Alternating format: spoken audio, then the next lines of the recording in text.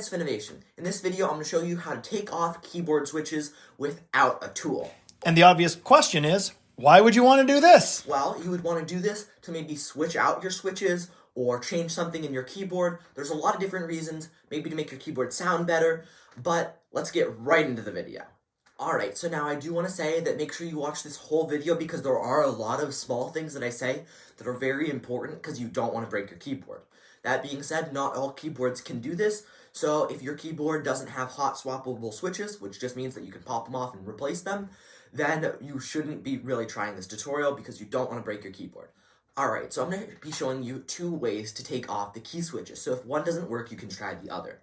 The first way is with a screwdriver. So what you're going to need is you're going to need a flathead screwdriver. That's the one that has the flathead and not the head that looks like it's got a little plus sign. So make sure it's a flathead, and it's just got to be a pretty small one that looks like a wedge so that you can get it under the keyboard. And I'll show you how to do that in a second. The other method I'm going to be showing you is a little bit harder to do, but once you have it, if you want to take apart your whole keyboard, it's going to be a lot faster. So what you're going to need is you're going to need a piece of wire, a hammer, and some pliers. So I'm going to show you how to do the flathead method first. Alright, so the first thing you're going to do is pop off your keycap. It's really simple to do, and it should come off with almost no effort. Your switch should look something like this. Make sure that you do have a hot swappable mechanical keyboard. So most of them have these like switches on top. They can be any colors, and they just basically look like that. Then for me, I've got like this little black outline around mine. And originally I thought that was actually part of the keyboard, but it's not. That's part of the key. But it's different for everyone, so don't trust like every word I say because it can be different. So what you're going to do is you're going to get your screwdriver and you're going to start working from the bottom.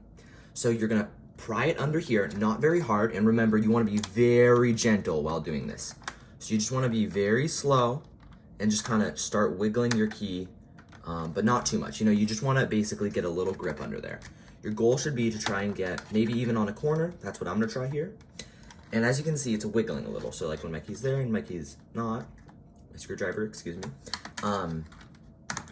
And it's just slowly getting a little bit looser.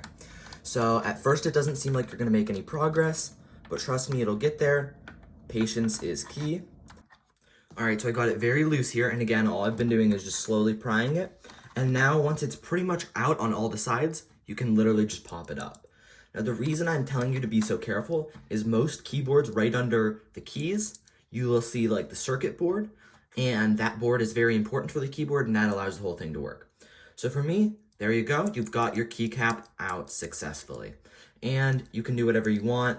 For me, the big reason that I wanted to take mine off were to make my spacebar sound better. So how you can take off stabilizers, because I wanted to put foam under them, was you can literally get that same screwdriver and pop them out like that. Bam, there's one. They have like a little switch on them. And all you got to do is click that in, and there's the other. Now, of course, if I wanted to, I could just pull this whole thing right out, just like that, and you can see there's the foam that I put under there. And that's the stabilizers out as well. Sorry to interrupt the tutorial, but if you're not already subscribed, please do so down below. It helps me out a ton. And leave a comment, and I'll give you a personal thank you. On this channel, I do things just like this video. I make, build, create, and learn every single week on Fridays. Let's get back to the tutorial. Alright, so I'm going to be giving you now a few tips to just in general help you get your switches off. So the first thing, definitely unplug your keyboard so it doesn't have RGB or stuff like that, so that also if you goof up, it's a little bit less of a goof up. So now to getting the actual switches off.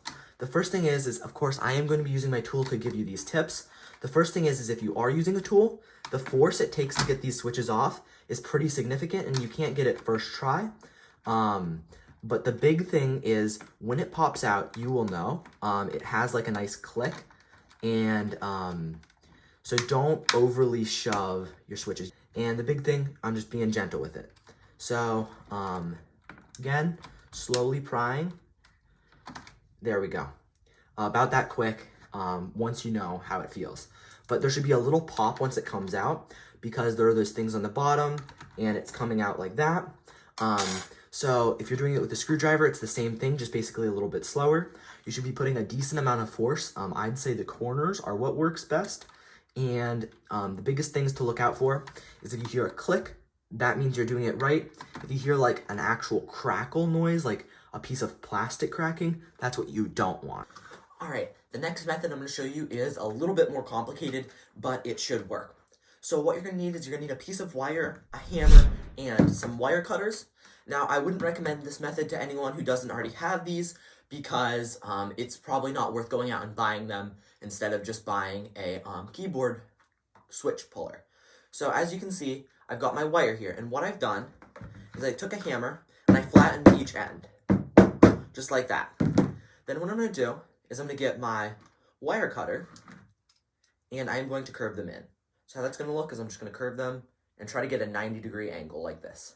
So as you can see there, on that side, it's got like a little thing just that looks like that. So now what I'm gonna do is do that on the other side, and you can probably see where this is going.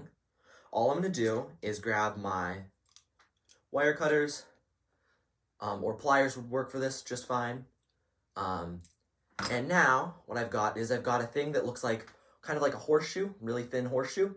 And what I would do is I'd put the key in the middle and I'd pull it off. So I'll show you how to do that if you make this right now.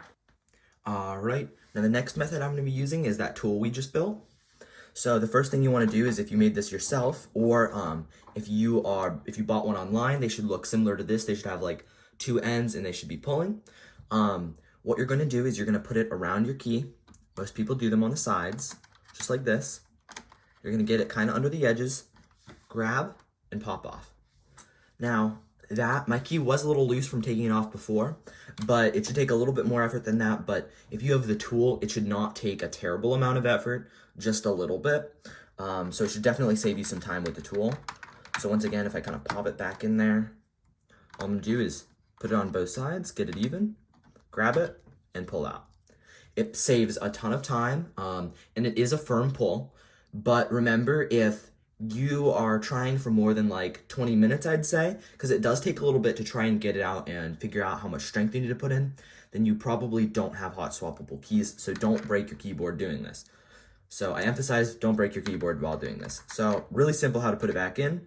Most of the time they've got these little things, if my camera focuses, they've got, like, as you can see there, I've got 5 little like circles on the bottom, and my board also has 4 little circles so you can know which direction you're putting it in.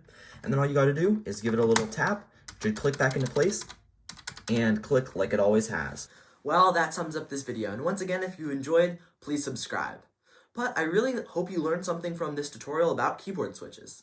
Finn, I actually have no jokes whatsoever with mechanical keyboard switches. Good thing I do. Really? Yeah. You know, I really liked mechanical keyboards until they switched on me. That's terrible, Finn. That's absolutely terrible. I don't think you had a joke either.